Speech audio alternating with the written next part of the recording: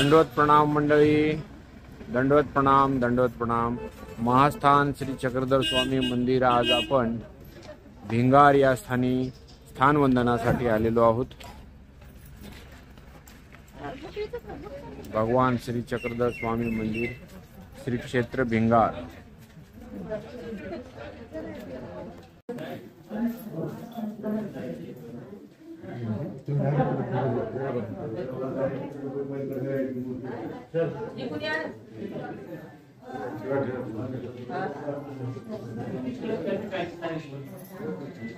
क्षेत्र भिंगार।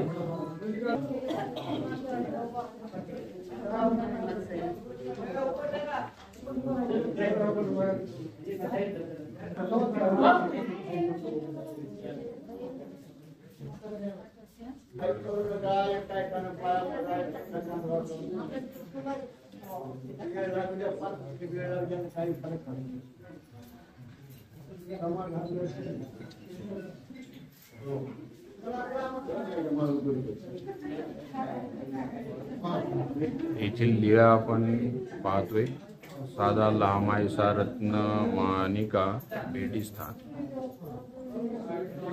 हेच ते भेटी स्थान आहे।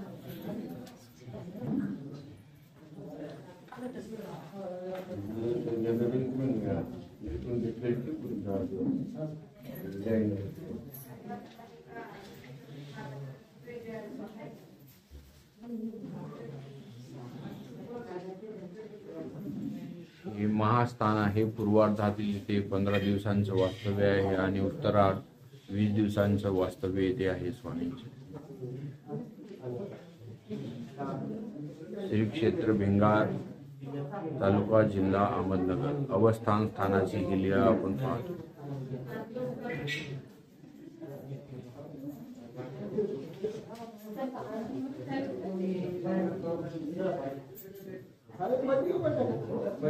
तयार झाली आधीच।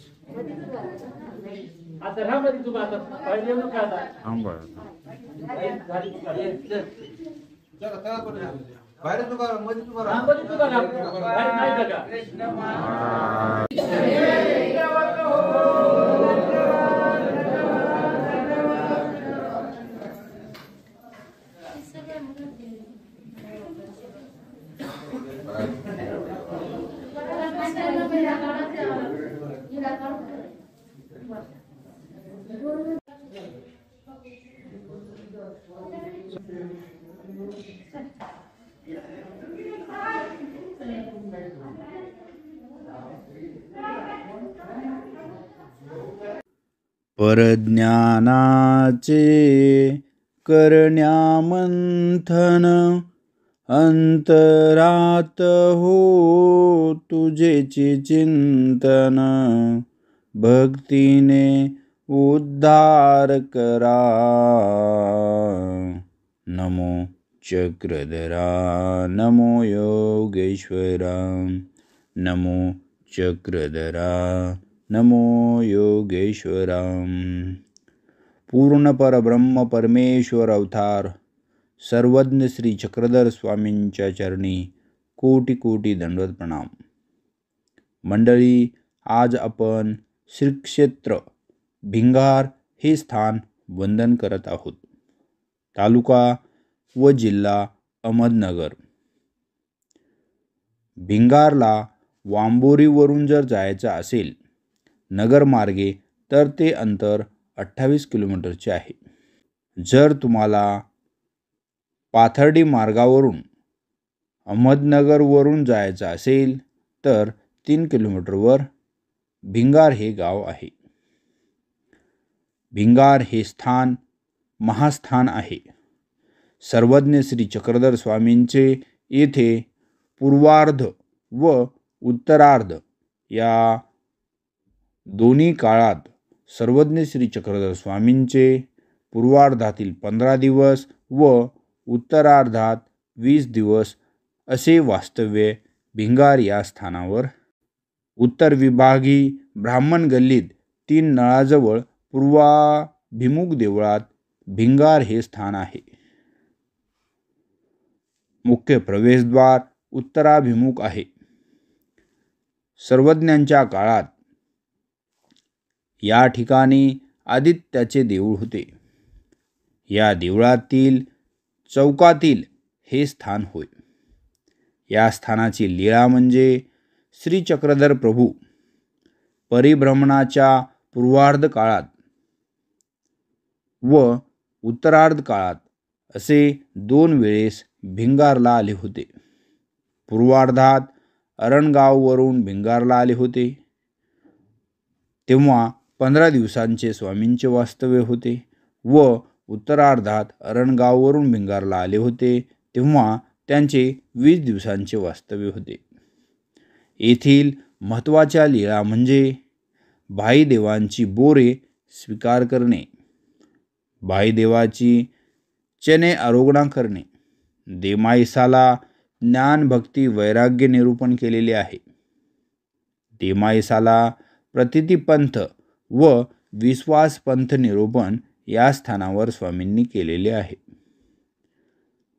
खेईगोईंना समुद्राचा दृष्टांत येथेच सर्वज्ञांनी निरूपण केलेला आहे. येथील दुसरी लीळा म्हणजे साधा लहामाईसा रत्नमानिका भेटी स्थान. या स्थानावर सर्वज्ञ श्री चक्रधर स्वामी आसनस्थ झालेले होते. त्यावेळी साधा लहामाईसा रत्नमानिका या 3 जण अरणगाववरून भेटीसाठी आल्या.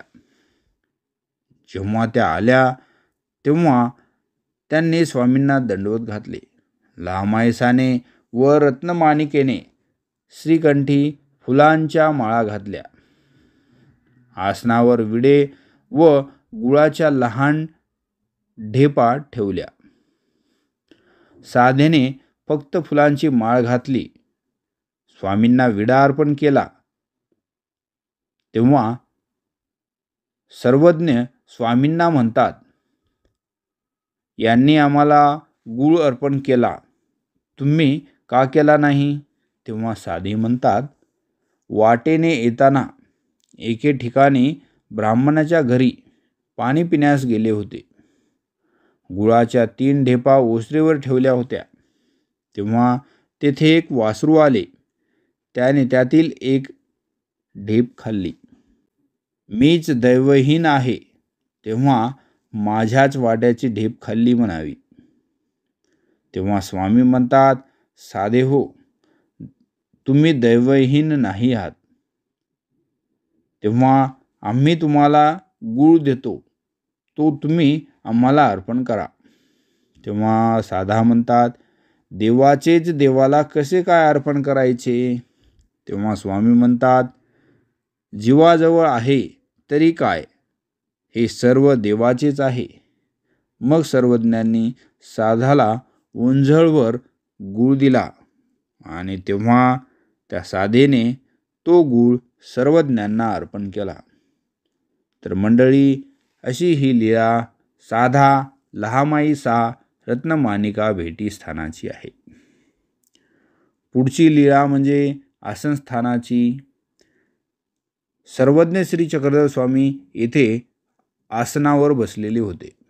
त्यावेळी लक्ष्मीदेव व भाईदेव यांची माता या दोघांना सर्वज्ञांच्या दर्शनाला घेऊन आली.